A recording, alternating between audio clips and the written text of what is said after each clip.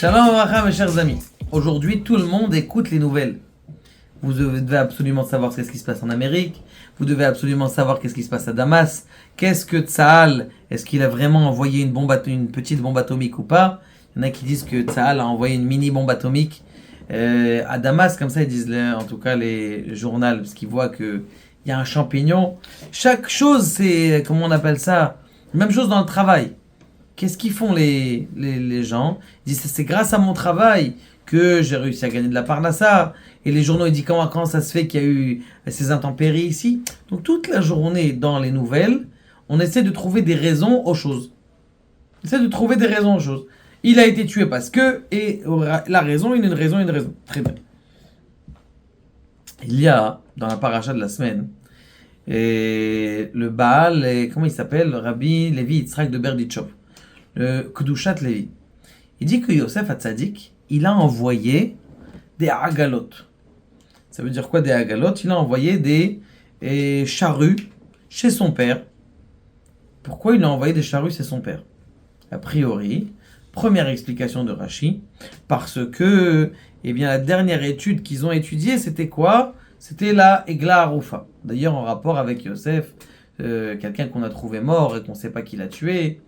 Donc la Egla Arufa, c'est ça qu'ils ont étudié. Maintenant, le Rabbi Levi Yitzhak de Berditchov avait dit, tu sais, c'est quoi Egla Arufa? C'est vrai que c'est Egla, mais c'est une agalot, c'est quand même des charrues. C'est quoi ce lien de charrue? Il dit, dans une charrue, il y a des roues. Et alors? Et dans une charrue, il y a des roues. Il y a des choses qui est très très fort ici. C'est que ça vient faire référence dans un sujet qui a de la Kabbalah, qui parle des igoulim et des yosher, des ronds et des traits droits. Qu'est-ce que ça veut dire des igoulim et des yosher? C'est un moussag, le premier niveau en Kabbalah, le premier chapitre de Kabbalah qu'on étudie. Et la vie Yitzhak de Berditchov, il va nous expliquer ça, mais juste après cette petite histoire. Il était une fois un monsieur, Baruch Hashem, Siman Tov ou Mazal Tov, il a un fils. Ce fils, il doit se marier, mais le pauvre, il n'a pas de quoi le marier, son fils. Ce qui se passe, c'est que il décide d'aller en Chutz La'aretz pour aller ramasser un peu d'argent. Ou il décide d'aller, il s'est dit l'Amérique c'est trop long, je vais aller à Manchester, à Londres. Là-bas, peut-être je vais trouver. Il arrive à Londres, à Manchester, et qu'est-ce qui se passe? Il s'assoit et il commence à chercher d'une maison à une autre. Il s'assoit encore, il calcule. Il dit, combien j'ai fait? 100 pentes, 200 pentes, 300 pentes. Je suis venu, ça fait déjà 7 jours, 8 jours, une semaine que je suis là, et j'ai fait combien? 250 pentes. Qu'est-ce que c'est? J'ai même pas... Même le prix du billet, j'ai pas réussi. Il reste encore 2 semaines, 3 semaines. Au bout de 3 semaines, il s'assoit dans la synagogue et dans un endroit où les gens aussi ils ont l'habitude de s'arrêter pour recevoir de l'argent. Il lui dit, quoi, t'as fait de l'argent? Il dit, non, j'ai rien fait du tout. Et toi, t'as fait de l'argent? Moi, j'ai rien fait du tout. L'autre, il lui dit, tu sais, j'ai une bonne idée, peut-être on va aller comment on appelle ça? En Australie. Là-bas, les gens, ils n'ont pas l'habitude de venir, ils n'ont pas l'habitude de voir des gens qui demandent de l'argent. Bien, on va aller là-bas en Australie.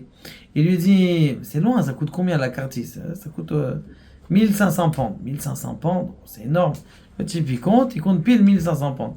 Maintenant, il ne sait pas qu'est-ce qu'il va recevoir. Bon, il est dit, de toute façon, qu'est-ce que je vais faire avec 1500 pentes? Je vais rien faire avec. Il décide de partir avec lui. Allez, on va. Il décide, très bien. Il commence à prendre l'avion.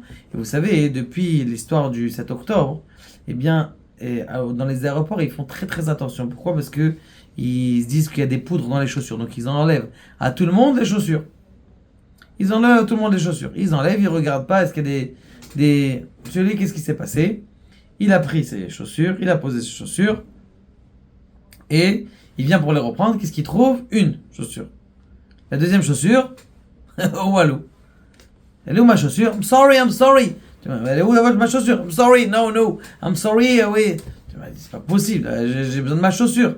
Bon, là-bas, tous les stewards, ils sont en plein truc, ils voient que le vol, il est en train de truc, ils lui donnent $200. Ils disent, écoutez, monsieur, vous arrivez à Melbourne, et là-bas, vous allez vous acheter des chaussures et laissez-nous tranquille.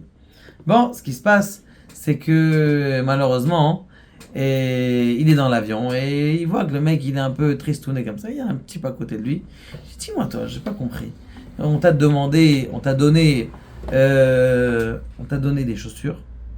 On t'a pas rendu les chaussures. Moi, si j'étais à ta place, j'aurais fait un scandale. Il n'y aurait pas plus aucun avion qui aurait bougé. Comment on en bas mes chaussures? Donc allez chercher.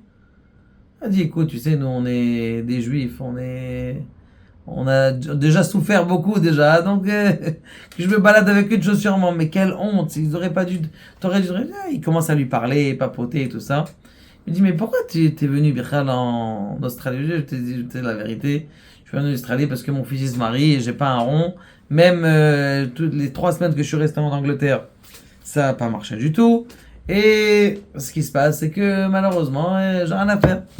C'est ma seule possibilité. Ma seule possibilité. Je dis, bon, écoute, combien tu as besoin pour ton fils?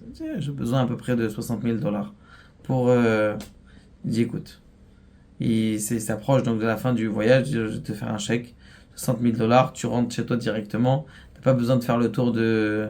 Et ben, dans ta chaîne, tu t'achètes une paire de chaussures en plus. Alors, et bah, des fois, on voit que tu essayes de faire quelque chose, tu essayes d'aller ramasser de l'argent, tu essayes de faire un travail, en fin de compte, c'est pas ce travail qui marche. C'est quelque chose d'aucun rapport. Kadosh Baruch Hu, il t'a envoyé l'argent d'autre part. Toi, t'as fait ta ishtadlout, t'as pris l'avion, et en fin de compte, c'était le type d'à côté que tu t'aurais même pas imaginé. Et en fin de compte, ce type-là, c'était un juif, comment on appelle ça, un riche juif de Melbourne, et qui lui a donné cet argent-là. C'est bidiouk ce qu'il dit le Rabbi Levi Yitzhak de Berditchev. Écoutez, c'est ça. Il dit, dans le monde, il y a 2 sortes de lumières. Il y a les lumières qui sont droites et les lumières qui sont be'igoulim.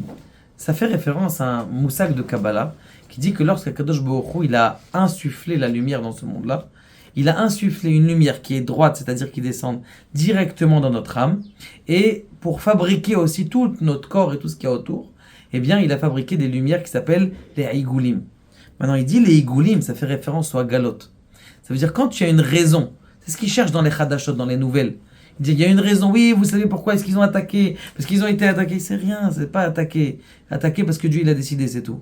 Parce que Dieu, il n'y a pas de raison. Et c'est ce qu'on a vu d'ailleurs aussi dans la paracha de la semaine dernière. Pour la Yosef Hatzadik, qu'est-ce qu'il lui a fait? Il a dit, rappelle-toi de moi. C'est parce que tu as dit, rappelle-toi de moi.